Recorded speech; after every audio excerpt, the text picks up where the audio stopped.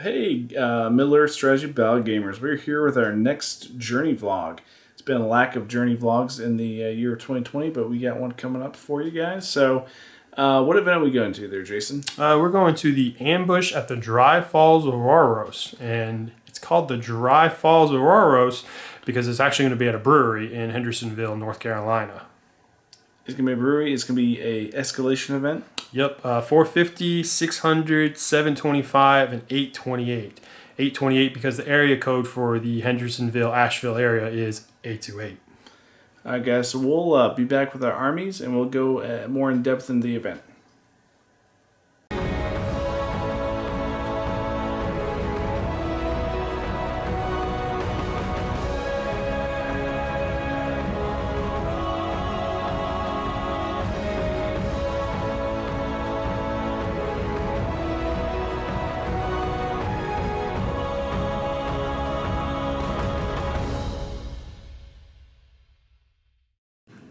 Alright guys, hey, we're back. So this is going to be my Faramir's Legendary Legion. This is the list I decided to take for this event. Like we said upstairs earlier, it is a escalation event. 450, 600, 725, 828. So what I'm about to show you is actually going to be my round 4 final list. It is 828 points of Faramir's Rangers.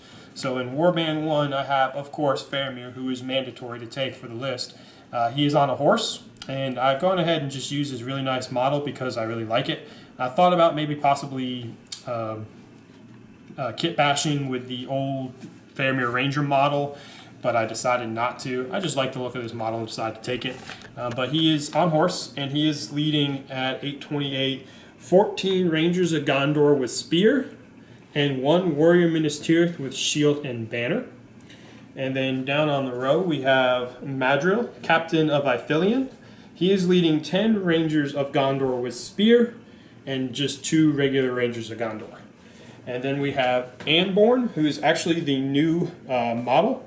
He's a Ranger of Vithilian. He's one of the new minor heroes that was been added onto the Legendary Legion, which has been updated for the new Quest of the Ring Bearer book. And he is leading 3 Rangers of Gondor with spear and just 3 Rangers of Gondor with no other kit. And then next up we have Moblong, Ranger of Vithilian, who is the second new model for the Legendary Legion added on in the new book. And he is leading 2 Rangers of Gondor with spear and 4 Rangers of Gondor. And then we have Damrod, trusty oldie but goodie, Ranger of Vithilian with 2 Rangers of Gondor with spear and just 4 Rangers with no other equipment. And then last but definitely not least, to give me a little bit of mobility, we have Captain of Minas Tirith on horse with lance and shield, utilizing the old Faramir model just because it looks really good, and I think I like it. He'll stand out on a crowd if I'm playing against another Minas Tirith army that has Knights of Minas Tirith. And he is leading 7 Warriors of Minas Tirith with spear and shield, 2 Rangers of Gondor with spear, and 2 Rangers of Gondor. So that is 828 points. It's a total count of 61 models. I think the biggest weakness you all can tell is that it lacks any sort of mobility, but I do have at 828, 52 bow shots. And in practice games, that has actually been extremely deadly. Played against Joe recently at this points level, and he was playing Isengard with 44 models, and by the time we had gotten into combat, I had already killed 15 guys. So they're not going to do much when it comes to combat, but in any sort of shooting scenario where I can just sit back and shoot, like to the death, it's really fun. And basically to work it up, the 725 list is just dropping a few guys from the captain's warband, and then the 600 list is the 5 named Ranger heroes leading warriors. And then last but not least at 450, I just have the first 3 heroes you saw, Faramir, Madril, and Anborn leading warriors. Rangers of Gondor.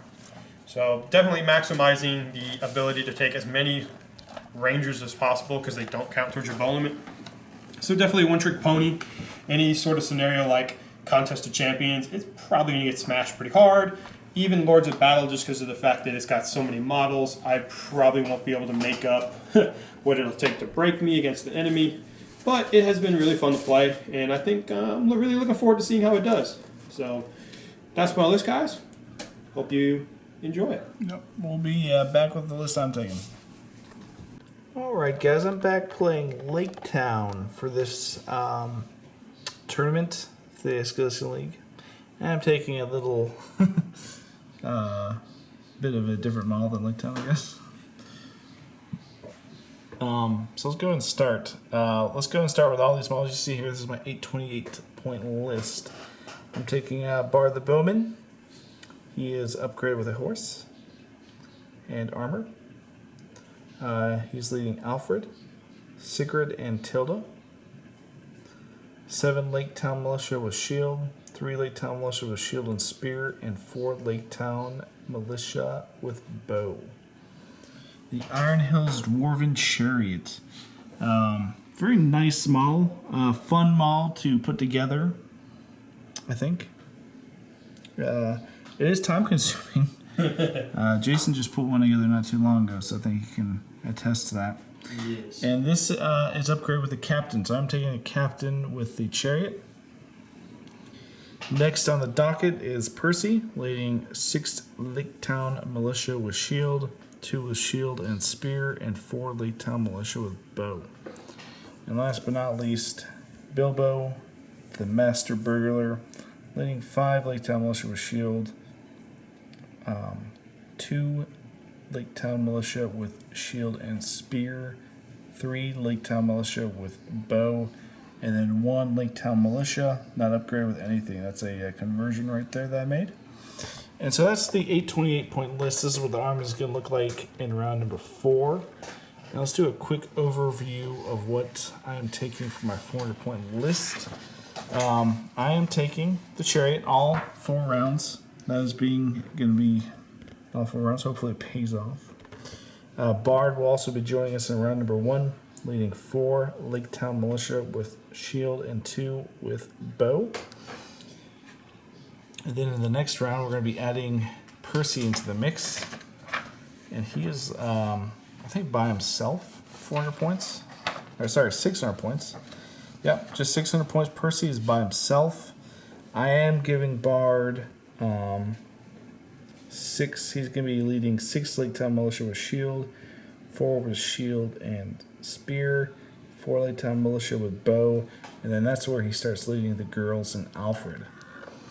And then in the 600 points, I am going to be throwing in Bilbo into the mix and adding guys to both Percy's and Bard's warband. By the end of this, Bard will be leading all 18 units that he can lead. Percy will pick up 3 units for the 725 point round. And then Bilbo will be leading 2 Lake Town Militia with shield. And then for the final 800 points, it is the army I went over at the beginning. So this is, we don't normally do escalation events, but I think that it is time to go throw some dice. So I'm looking forward to it. Yeah, I think this is our first time that either of us, first time I've ever done an escalation event. I don't know about you.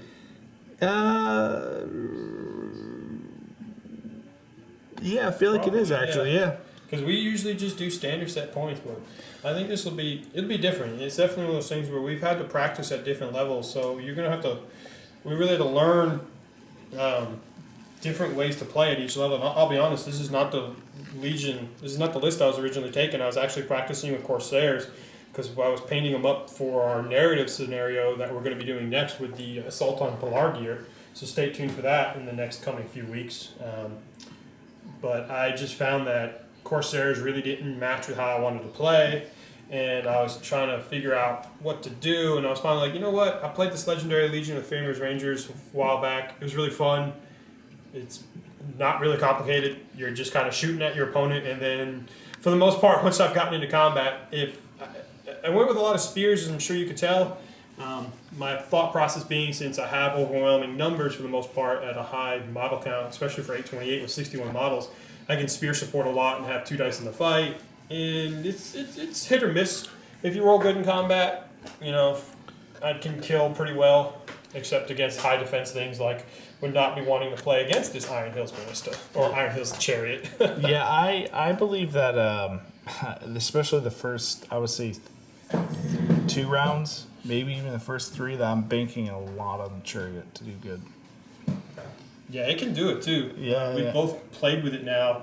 Like Dan said, I've built one and was going to take it to one of our local events we had a few months ago until I had to drop out because with it being a local event, I'm the TO/swing guy to play, and we had an odd number with me, so I dropped. But it's actually really fun to play with, and it's hit or miss. I'm sure folks who've played with it will attest that if you can get the charges in with it and it can do some damage on knockdowns and impact hits, you're going to do really well. You're going to be smiling. But when it's charged in against the defense 4 model needing 3s to wound it, and you roll 3 1s, you're sitting there going, "Argh!" Yeah. And both Dan and I have both had several games like that. Well, yeah, it's pretty disappointing. But I think that the escalation events are fun. I kind of hesitant to see how it works out. I normally do like to practice with. Personally, I think it's easier to hold events not only for the TO because you're only checking one list. Yeah. You kind of setting yourself up. Now you have to check 4 lists for each person. So this is going to be a big event. There's 24 people who are going to be attending. So yeah, so you 4 times 24. Shout out to Chad who's TOing. But yeah, 4 times 24 is 96 lists you got to check. So I'm doing the math right off the top of my head real quick. Sure, but it's been interesting to practice with the multiple point values. Yeah. And we shall see how it goes tomorrow. Joe also will be joining us. He's playing Rohan. We'll go ahead and add him in, and he can go over his list as well. So we'll be back, guys, with Joe's list, and then after that we'll be back with the boards at the tournament. Some of them you've seen before because they're our boards. Yeah. But they're always fun to look at anyway. All right, guys, take it easy. We'll be right back. All right, guys, we're here with Joe's section of the vlog in his army he's taking. He is taking Rohan, and he's taking an LL. Yeah, I'm taking the Riders of Thaden Legendary Legion. This is basically the list I've been playing with since Gauntlet of War came out. This is basically the only way I played Rohan. I think it's probably the best way to play Rohan, just because of all the little perks you get. It's like the best way because it gives you the death, which getting all that free might with Rohan is always a plus. So this is my 827. This is 827 points. I didn't have an extra point to throw him, but basically I'm taking Darwin, 3 riders. He's on a horse. All the heroes are on horses for the Legendary Legion. Elfhelm, Everybody is. on horse, 3 riders. Durnhelm, 3 riders. Thaden, 12 Royal Guard. 5 of them have throwing spears, 7 of them are just Royal Guard. And then I got the new plastic Aemir leading 4 riders of Rohan. So basically, like I've been playtesting this list since the book came out, since Gauntlet of War came out a little over a year ago, and I've just fallen in love with the way it plays. All the heroes were really good in synergy together.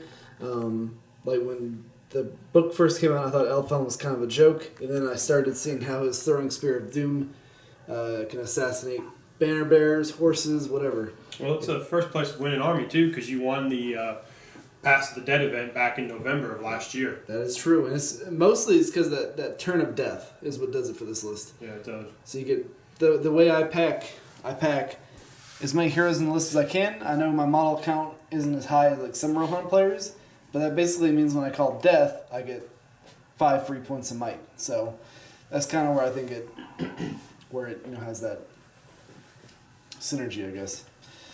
So that's my 828 points.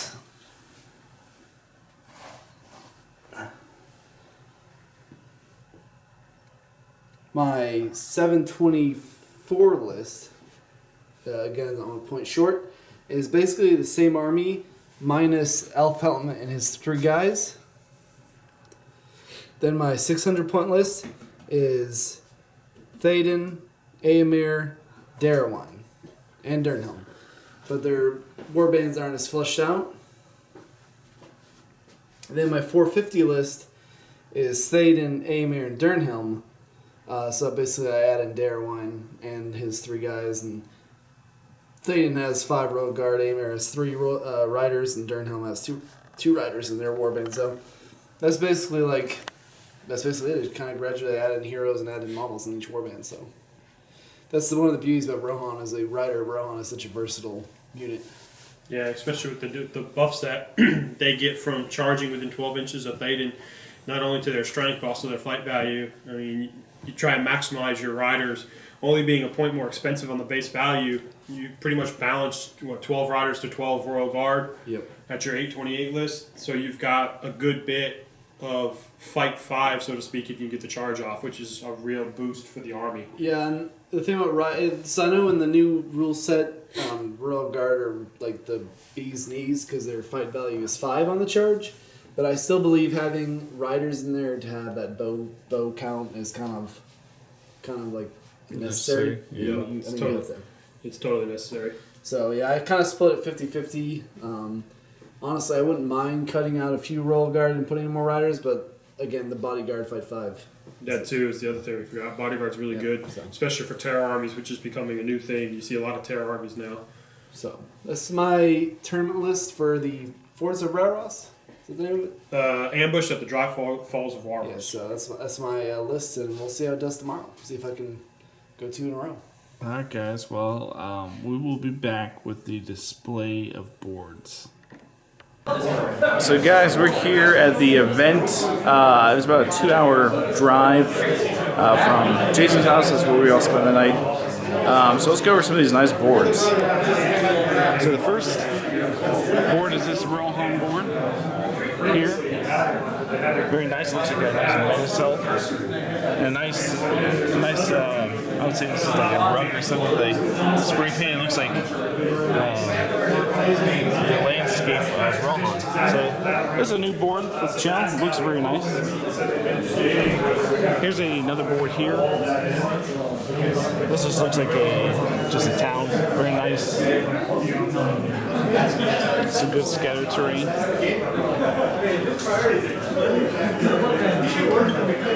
Here's a ruined building. Ah, they actually have some boards here. So.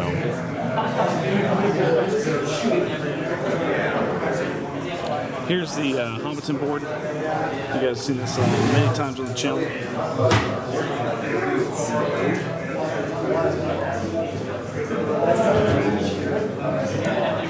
Lake Town. You guys have seen this on the channel quite a bit too. This is nice. This is the first time we this one out in a while. Some nice scattered terrain. One of Jason's Rohan boards.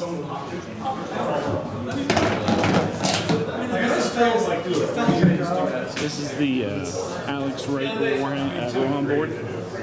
He built a bunch of cool awesome dice trays. I'll be back with the other half of the boards here, guys, in 1 second.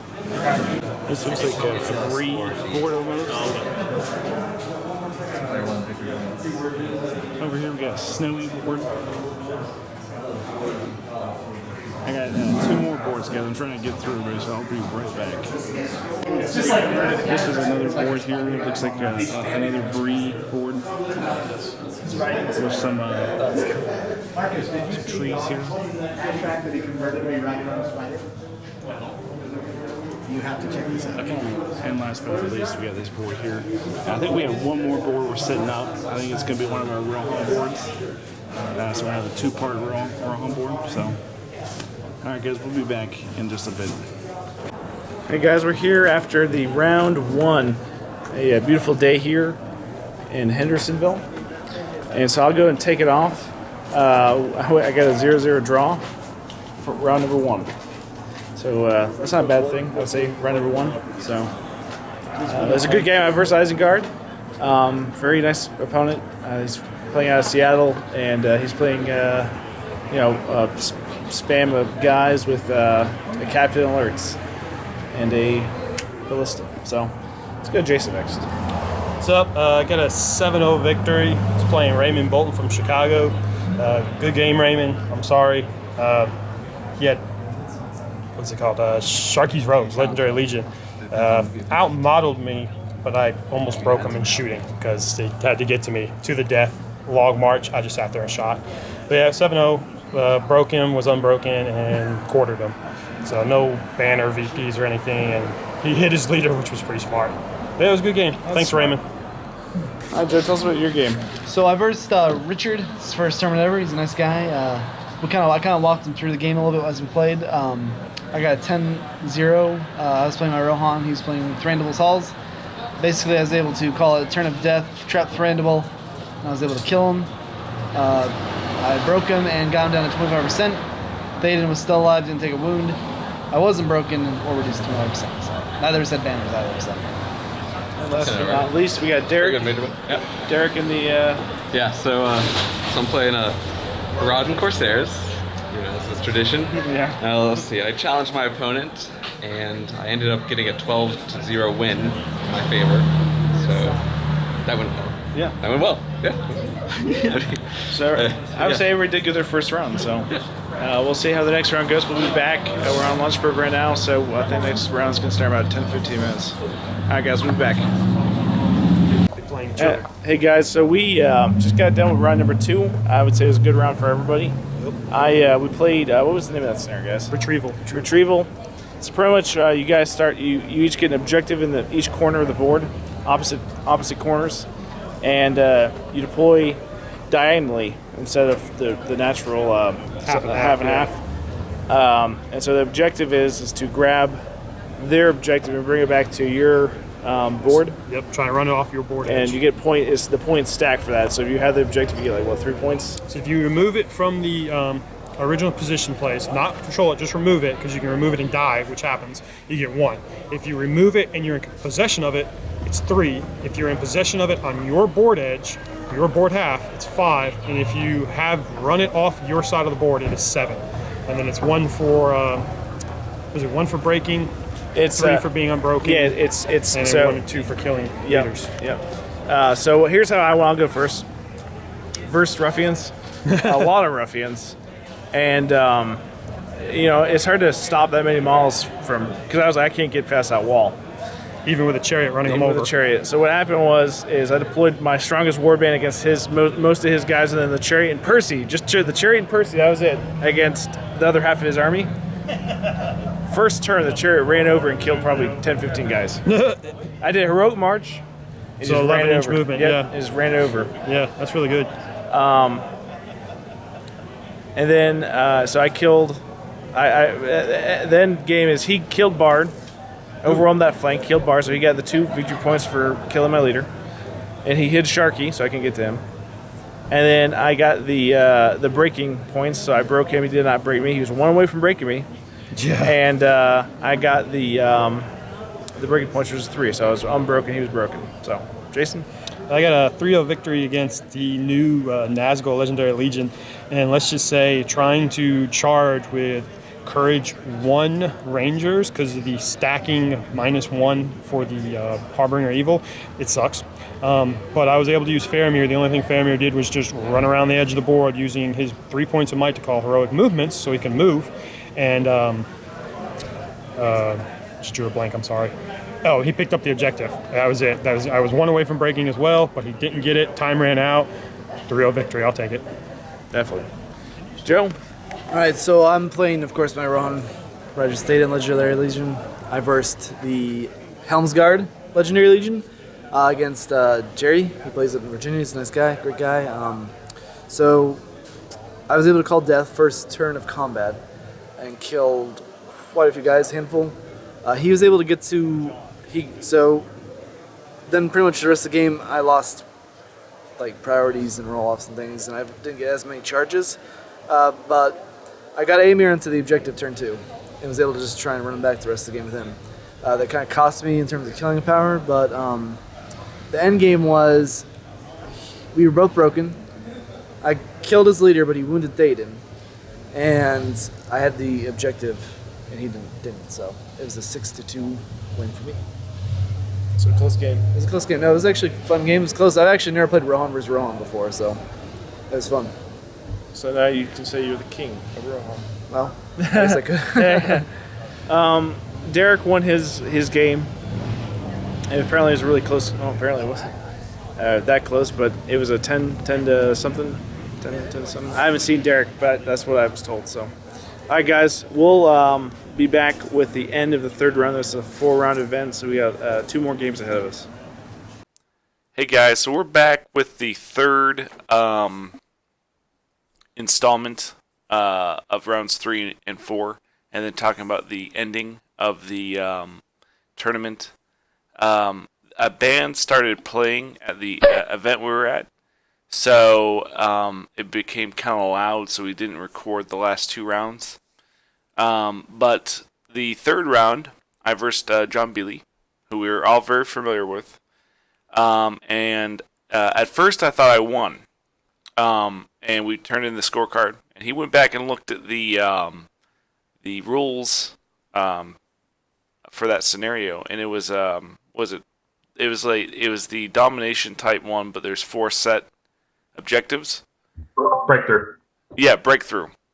And so I read through it and I was like, okay, cool. So we each get 2 points for the objectives, and he was controlling one closest to me.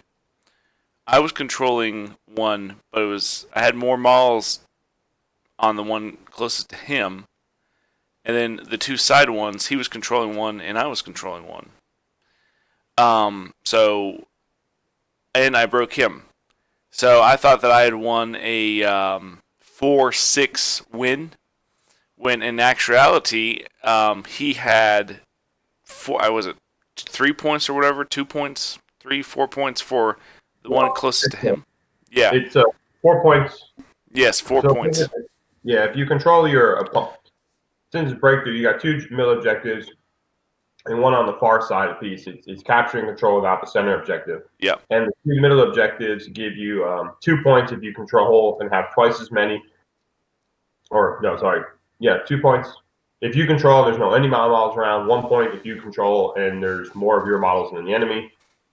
But the back points, the opposite ones on your opponent's deployment zone, those are actually worth 4 points if you control and have no enemy models around. So it sounds like John had your back objective and he had 4 models, and he had more models than you did. Yeah. Actually, he had no models there, so that would give him 4 victory points each tie. So what it came down to is that it became a 6-6 draw.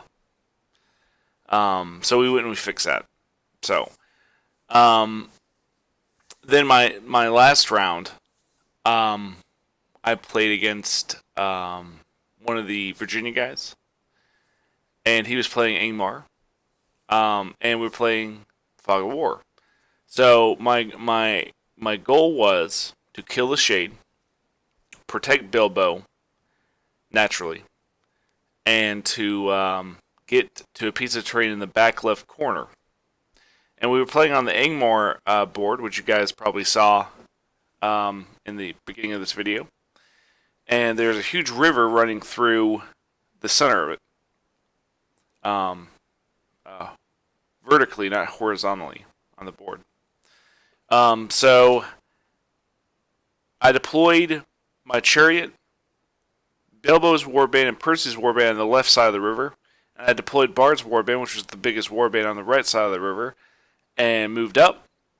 And he moved up a little bit, and I shot at his Shade. I shot at his Shade the whole game with my all my shots, even Bard and Percy as well.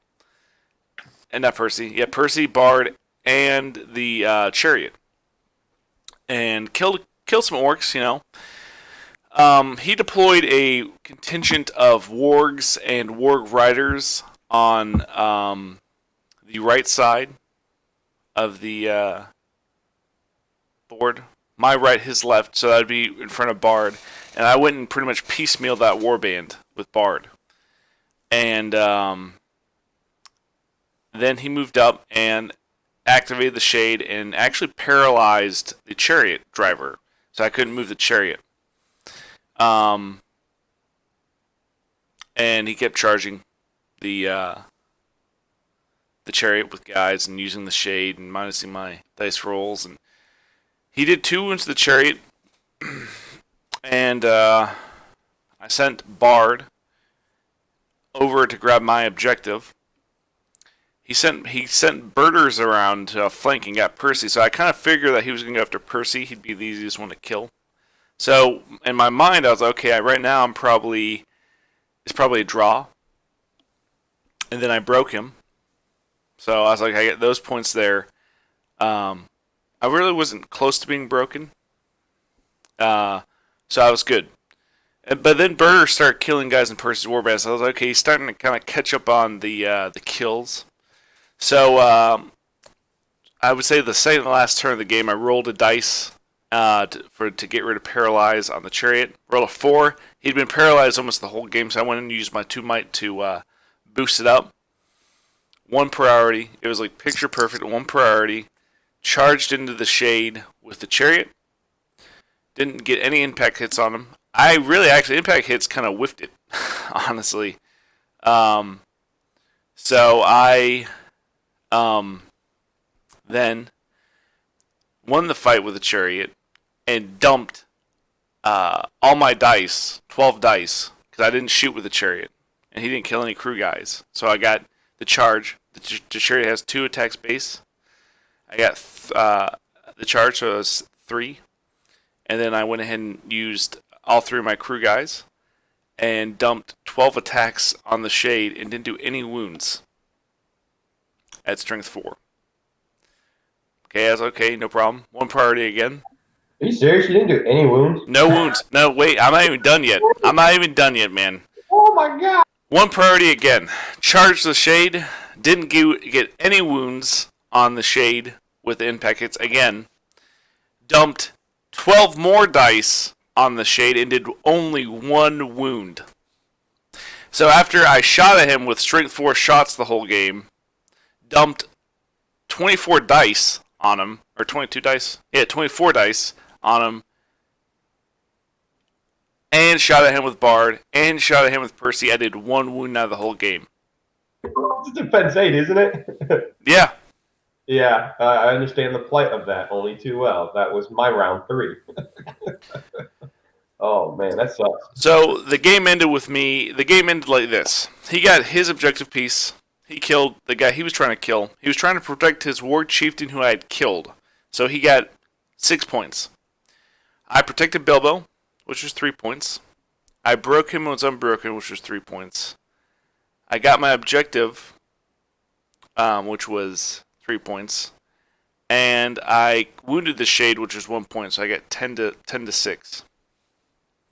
So it was a good game. And let me go back to John's game and just give you a little bit more of an overview on that, because I kind of didn't give you many details. Pretty much, I knew turn 1 that John was going to sit back and try to shoot with some guys. So I was in his grills turn 1. I piecemealed a warband with his 2, with Damrod and one of the new guys. I forgot which one. I piecemealed those warbands and sent Bard and everybody into the center and kind of pushed through that center. That's how I was able to get to John's back objective. And I sent the chariot like a tank to the left objective, and that literally held up Faramir and Faramir's entire warband the whole game. I almost killed Faramir's warband. So that tells you how powerful the chariot is. And then he was able to push through to my back objective.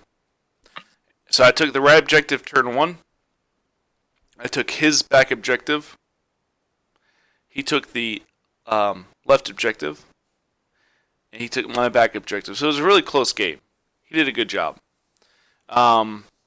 He was taking the Legendary Legion. The new Legendary Legion. The Rangers, I think it's Rangers of Gondor. Jason? Yeah, Faramir's... or Rangers of Vithilian is what I think it's technically called, but everybody calls it Faramir's Rangers. Yeah, Faramir's Rangers. You got Faramir. So he had a 100% bow limit, so I was like, I can't let him sit back and shoot me, so I was moving in turn 1. And he didn't really, he did some shooting. Didn't get too, he rolled, to be fair, John did roll kind of bad, and I did win, I would say, 90% of the priorities. And I also did win, I would say, 80% of the roll-offs. So, I will go ahead now. Those are my 2 games. Let's go ahead and talk about the final scores in the later part of the segment. So I just want you guys to go over your next 2 games that you had. Let's go ahead and go with Jason. All right. Hey, guys. So I had my 2 final games were round 3 against Breakthrough against Marcus Hammond. He was playing the Return of the King Legendary Legion. And then round 4 was Fog of War, like Dan said, and I played against Michael Hammond, and he was playing Corsairs. So round 3 kind of was a much worse example of round 2 for me. If you remember round 2, I was playing the new Black Riders Legendary Legion, and they're stacking -1 Courage 2 for tests. Not so bad this time, but still fighting the Legendary Legion with all terror and only Courage 3 guys, Courage 2 when within 12 inches of the King of the Dead. I mean, that's the biggest weakness. I knew going into this event that the 2 weaknesses that this Legendary Legion had, Fairways Rangers, is low courage. So going against terror armies was going to be hard, and lack of mobility, which actually wasn't that big of a deal because of the fact that I was able to use either Faramir or my mounted captain to do what I needed to do for movement-based scenarios. So I thoroughly outnumbered him. He had 27 models, King of the Dead, Herald, and Strider, of course, with Andoril. And then I think 2, 3, I want to say 3. 3 sounds right. 3 Knights, or Riders of the Dead, and then the rest was just foot troops with an assortment of axes and spears and shield. So they were all defense 8, which if you're going to play Army of the Dead, that's the way to go, obviously, to make it a lot harder to kill. So my biggest weakness, like I said, was the fact that even though I had, I think, 49 models to his 27, I have a 66% chance of passing the courage check to charge. So even though I had the larger number and the ability to stack dice and maybe get those 6s by 4s where I would need them, I just never was able to pass enough courage checks to do it. And I mean, I'm not going to get mad about that. That's the weakness of the army. I knew that going in. It was kind of painful playing 2 terror armies in a row, but it's not that big a deal. I actually was doing really well at one point. I had 1 really good turn of combat with Faramir and my captain of Minas Tirith because of the fact he's got the lance. So the +1 to wound being strength 4. If I'm winning a combat against a guy, I'm knocking him prone on a charge. I got 6 dice and I need 5s. Faramir's a little more iffy. I did heroic combat with him against one guy. I killed his 27 models. I was only like maybe 3 away from breaking him. I think I killed 12 or 13. So I was pretty darn close. Unfortunately, I just couldn't kill those last few models. But I had 1 really good turn. I did heroic combat with both the captain and Faramir. And Faramir did exactly what all my leader heroes always do. He completely botched it. He won the fight, which was cool, and then proceeded to roll a 4 high on 6 dice to do 1 wound, needing 6s. So I had to burn his last 2 points of might because my goal was to do exactly what the scenario says and break through that flank. I then took him and charged into 2 more guys, and so lo and behold, I rolled like 5 6s on the next one to do to kill 2 guys. My captain, like I said, did a lot better. He charged into 2 guys, got 2 5s really easily, and then charged into 2 more. So I think, like I said, of the 12 or 13 guys I killed, I think it's 6 of them just between, those 4 combats. The rest of the time, it was just really hard to get 6s by 4s. And if I was getting in there, I tried shooting for like maybe a turn, and it wasn't even a lot because I knew shooting strength 2 bows against defense 8 guys, 6s by 5s is very hard to happen. I've done that once against John Bealey, and he was playing Eagles, and I was playing with the old rules where was it the old rules or is it the new rules? I can't remember. But I was playing fiefdoms using Dune here and the Blackroot Vale Archers who get to re-roll all failed wounds against monsters. No, it was the new rules. I'm sorry. Yeah, they get to re-roll all failed wounds, and then they get to +1 to hit or something like that, or re-roll 1 to hit. And took me 3 turns. Sorry, guys. I had a little bit of mic malfunction. But what I was saying was I used Dunhir and Black River Vale Archers against John Bealey to try and win Defense 8 Eagles. And with like 16 shots in 2 turns, I only ever did 3 6s by 5s. So I knew shooting against Defense 8 Army of the Dead was not going to be effective. But I did do 12 shots in 1 turn with a heroic accuracy from Madrill trying to get through to Strider to get a cheeky leader wound. And I actually achieved it, and he faded out of it. And I was like, darn it, would have been nice to steal a victory point right there, but I did make him burn some resources. For the most part, none of my heroes really did anything against him because they are Army of the Dead. I think I might have gotten 1 kill with like Mob Long or Anbor. No, I think it was Mob Long because Anbor got run down real fast. Strength of the list is shooting, and if I can't shoot, I'm not going to do so well. But it was a good game. I was real close all the way up to the end. Unfortunately, the turn that he broke me, I quartered as well because I went and did courage checks, and basically everybody fled except for a couple guys on objectives. But he ended up winning. I believe it was 10-2. He had my back objective with nobody around it. I had about 12 guys the entire game just sitting there knowing I needed to protect that. And I had marched another like 8 or 9 guys around the backside. And unfortunately, of the 8 or 9 guys that were back there, 5 fled from courage checks. And then he had 4 guys that were able to charge in and kill him.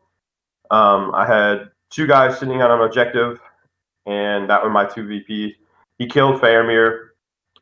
He got trapped by Aragorn and the King of the Dead. So that was ouch. But it was a good game. I had a real fun time. Like I said, it was Marcus Hammond from Seattle. So real great that the Seattle guys from the West Coast came out and saw us. Thank you all Hammond brothers for coming. And I think Hammond brother-in-law was told as well. I think there's 5 of them there. That's great. That's awesome. Real fun to meet you folks. And then round 4, Fog of War, I fought against Mike Hammond. And he was playing Corsairs. And I was out modeling everybody in all my games except for this one. I had 61 models at 828, and he had 61 models. He completely spammed. He had Delgamar, Dalamir, a captain, and a bosun, and then he maxed out warbands. So I knew what to expect because I've been practicing with them against Dan and Joe for this event for a while because we were planning on doing the narrative scenario for the raid and assault on Pelargir from the Lord of the Rings Armies book. And I decided not to play. I went with the Legendary Legion for Faramir, obviously, instead. So he actually had the same number of models as me, and I deployed as far back as I could. He deployed as far forward as he could, obviously, which made sense. And he had played John Billy round 1, so thanks, John. You taught him what he needed to do against me. He marched in 2 turns so he could get up in front of me because he knew that shooting, from what he told me, is that John Bealey basically broke him before he even got into combat from shooting, which is to be expected when you're getting like 33-something bow shots sent your way at 450, which is really crazy.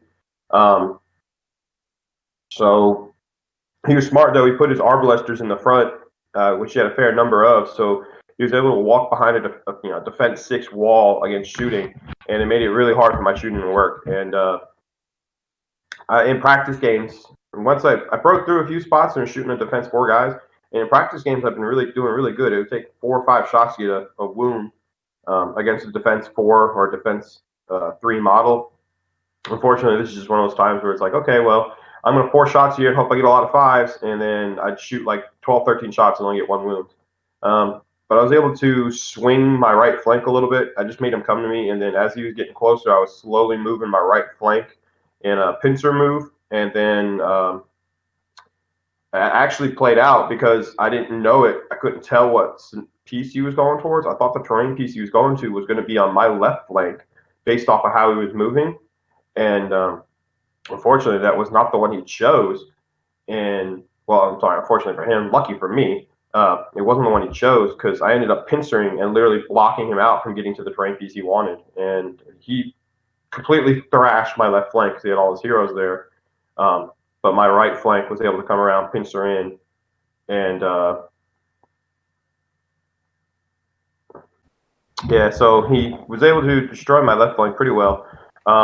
Lucky for me, I was able to, my pincer move worked out. I was able to surround and use traps and the knockdown power of my 2 heroes to win the right flank. And I thought his objective piece was on the left flank. Turned out it wasn't his preferred terrain. It was on the right, and my pinch move completely blocked him out. So long story short, we had a really fun game. A lot of wounding on 4s and 5s because of the low defense for both of our armies. And he ended up killing Damrod, who was his target. He broke me. Yes, he broke me. And he was trying to protect the captain, which I actually did a wound against in shooting because I was trying to play a little mind game, like, hey, that's the guy I'm trying to kill.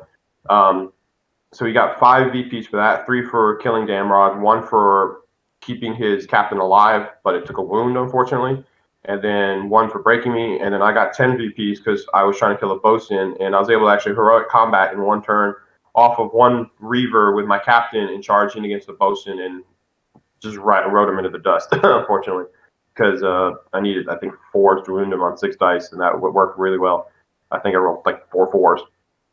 And then I got my objective piece uncontested, so that was 6.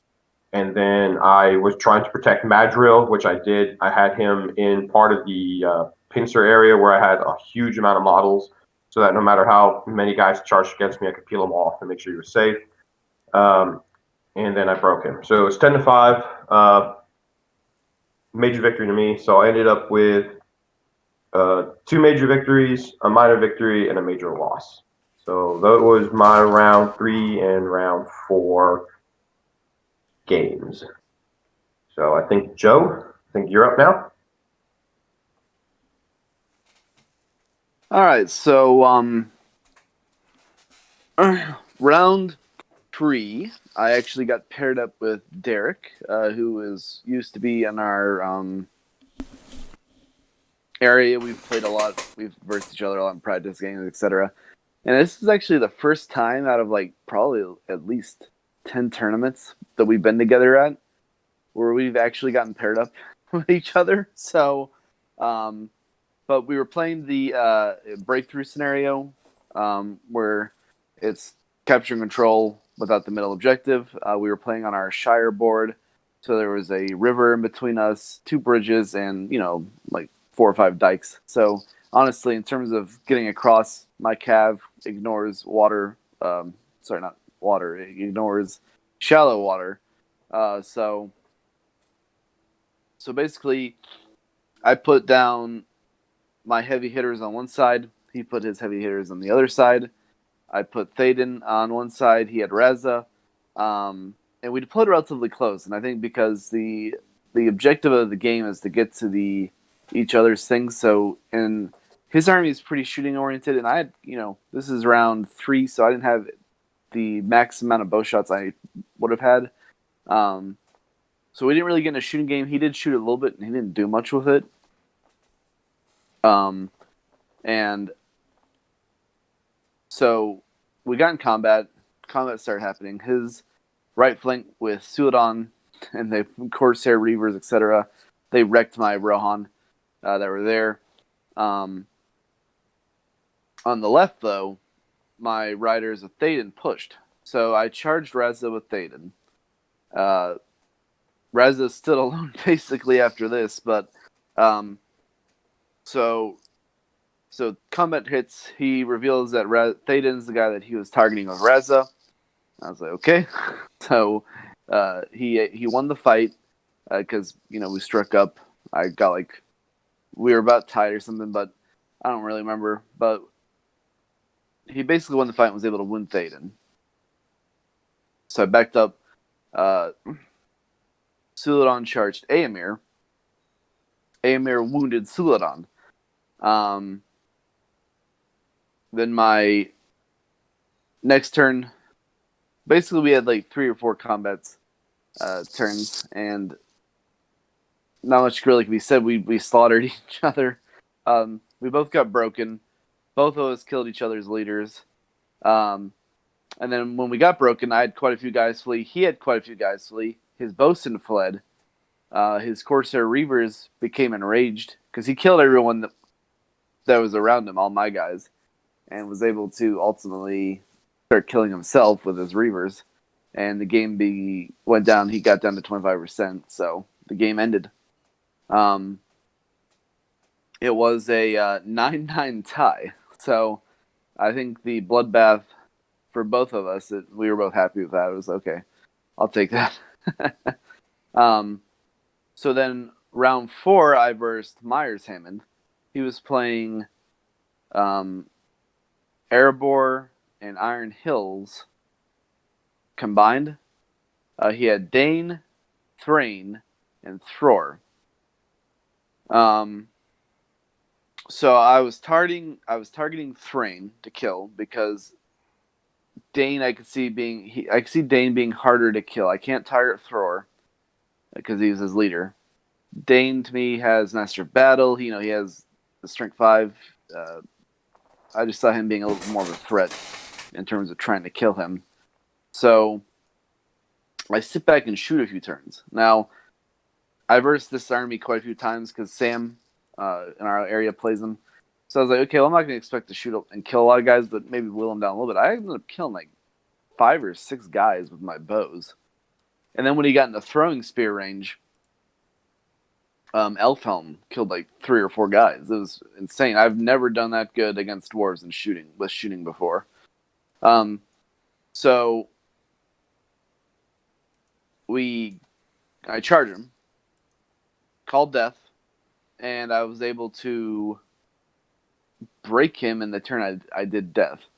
So this is also probably the best I've done against Rohan with the buffs they got. Can actually crack dwarves now pretty well, like the Strength 5 heroes and stuff. So, but this might be the most devastating turn of death I've actually had yet. Where I was able to win, kill 2 guys, move on, win, kill 2 guys. Each hero was able to do that. So I broke him. Now we did roll 3 turns in a row. The game continued. He killed Eowyn with Brain and killed Théoden's horse. And I think wounded Théoden. I don't remember. No, he didn't wound Théoden. I was able to knock him prone, and then Théoden was able to keep charging him. I charged another rider in. I snuck Elfhelm and a bunch of riders around. Sent the 3 riders to go get my terrain piece, and Elfhelm turned around and just kind of got behind and started throwing spears at guys, and ended up killing another handful of guys with combat. And so that's basically how the game was. So the game, we finally rolled to see the game ended. It ended. He had his terrain piece. He killed Eowyn, who was his target. So he got, I think, two points for that. I broke him. I was unbroken. I did not kill Thrain, but I did a wound to him. I had my terrain piece, and I protected Aemir. He protected Thrain, who was his guy he was protecting. So I ended up getting a 7-2 victory. And so I had, at the end of the tournament, I had 3 major wins and a tie. So I ended up placing 2nd place, and I was pretty happy with the result. It was Wow. Yeah, Rohan. you got to give me game round 4 because you already know how to play against those guys playing against Sam. So shout out to Sam for sharpening your steel against dwarves. And by the way, you kind of ruined the big reveal at the end of the rankings. So I'm gonna go ahead and stop you there, so me and Jason can talk about how we did in the tournament. All right. So I ended up with 2 wins, 1 major, 1 minor, and 2 draws. And I want to say this: all my opponents were really awesome, really good guys, and I say this every video. After then, each vlog, that we have the best community. Yeah, so, I agree. Like literally, first off, I've never seen over half the people at this tournament. I've never even seen them before at an event. And I thought it was cool. All my opponents were great guys, chill. And I hope that they, continue to go to events and we keep growing. Yeah, like Joe said, most of the people, again, thank you to all the Hammond brothers that came, Myers, Michael, Mitchell, Mike. I think I'm missing someone. I apologize. I played against two of you guys. It was a heck of a lot of fun. We had a local guy who's his first time playing like Lord of the Rings in the last year and a half, who ended up showing up being the 24th guy because there was a drop, and all week I was going to be the guy not to get to play. So huge shout out to our local guy Steven for showing up and allowing me to play. It's the first time I've actually participated in an event since last November. Who else?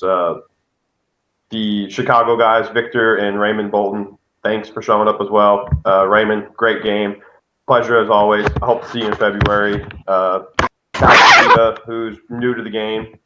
You know, he and Matt Scott got together, and I think him and Matt knew each other from before before MESPG. So it's great for him to come down and join in.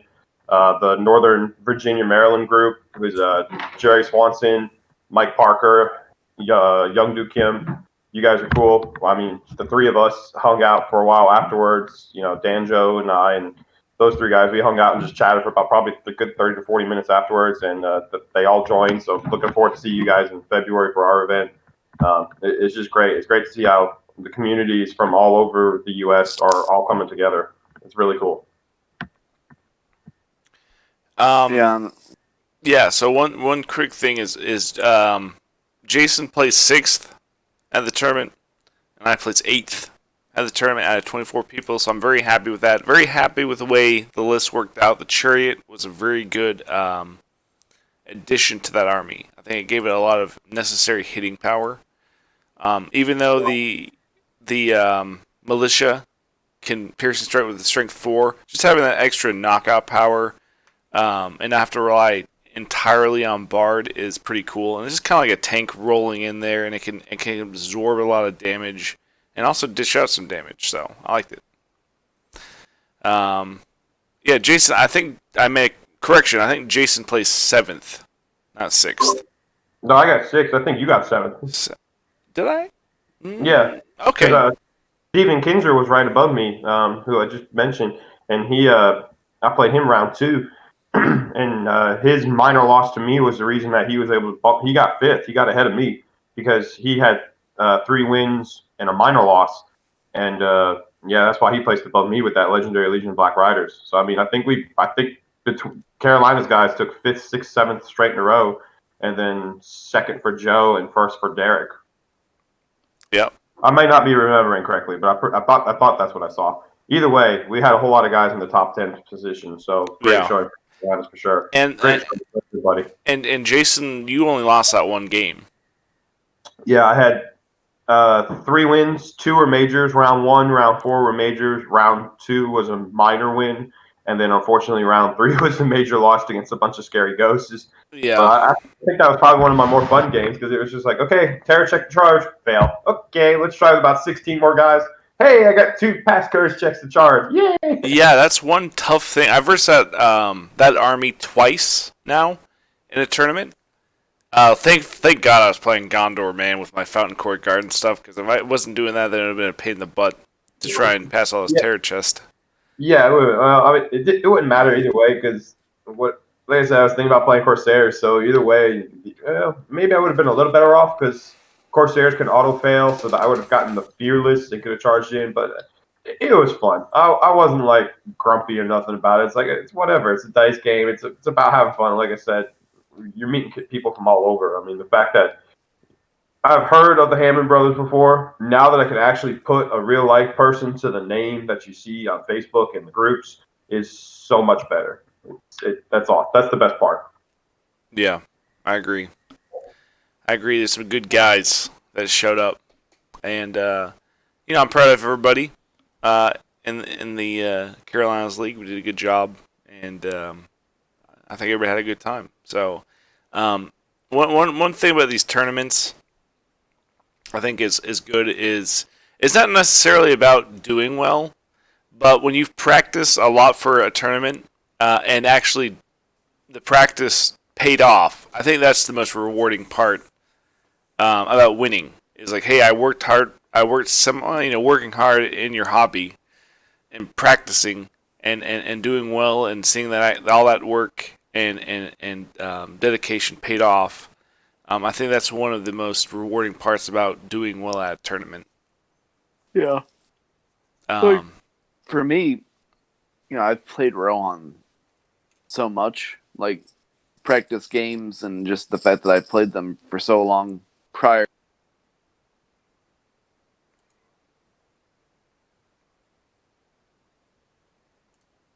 Is it recording? Yeah. Okay. Yeah, so like prior from Rohan getting all the new toys, I played the Thaden's Legendary Legion basically before it became a Legendary Legion. And now that it has all the buffs and perks that it has, it's like, okay, well, I know how to play it, so now I get to have all these extra stuff with it. So to me, if anyone wants to play a Rohan army, look at that Legendary Legion. In my opinion, it's the best one in terms of for events because it has a lot of tools in it. That's something that we always have talked about is tools to deal with other people's tools at events and things like that. So that's really all my thoughts. I think everyone did a great job. I think Chad did a good job. His first event ever. I had fun. Yeah, huge shout out to Chad for Chad and John because I know John played. He definitely did a good. I know he was part of the organization. So yeah, huge shout out to those guys in Asheville for putting this on. It's great that we were able to do this. 2020's been a heck of a crazy year, and something like this just kind of, again, it helps build the fellowship of just people in general, bring a little happiness to life. Yeah. I will say, that's one thing I wanted to actually have in this video. Chad, thank you. Good job. Hosting a tournament and running a tournament is actually a little bit harder than people think because you have not only do you have rules questions, but you have to keep up with the scores, and the bigger the event, the harder it is to do. You have to keep up with the scores of 25 people, and make sure that you input those scores correctly, or else something's going to get messed up, and it could ruin the integrity of the tournament. Yeah, you're right. It is really hard to pay attention and stay up to date with that stuff. And I'll definitely agree with that. And Chad being the sole guy doing that is tough. And I think that he did a good job. I think this is his first big event that he's done. So, yeah, I think he did a superb job of staying on top of everything. We got started a little late, but that wasn't even really his fault. I think the venue totally mixed up when we could start, but he did a really good job keeping us on pace and keeping us going, keeping the matchups good, getting the boards together, everything. And that was a great venue, Chad. Definitely should do that again. Really cool area. I don't know about you guys, but I thought it was a really good place to play. yeah, I agree. Definitely. All right, guys. I think that's a wrap. Please Jason. Do you have something to say? Yeah, one quick shout out. I'm gonna steal the spotlight for a second. I apologize. I talked to a lot of people yesterday, and I'm sure a lot of folks have already seen it. We are doing our next Carolina event on February 6, 2021. It's a 1,000 point event. The event page is on the ASBGA page. If you have any questions, please just message me, email me. The event packet is uploaded already there. It's a $30 buy-in. We'll be doing it at the Hampton Inn and Suites in Concord, North Carolina. I already have almost a third of the spots full, so jump on it while you can. But yep, that's my last thing. Sorry to interrupt you. Yeah, no problem. Yeah, and that's going to be an awesome event, guys. I think it's going to be fun to see what people bring at 1,000 points. So if you can, I would recommend coming. You can post down in the comments below if you're interested in coming. And if you're a member of the ASBGA, you can message us and sign up for it under the events tab. And if you're not a member of the ASBGA and you want to be, look up the ASBGA on Facebook and request to join. So with that, guys, I think that's a good wrap. Please like, share, subscribe, and comment below. And of course, as always, enjoy your Middle-earth hobby. All right, guys, take care.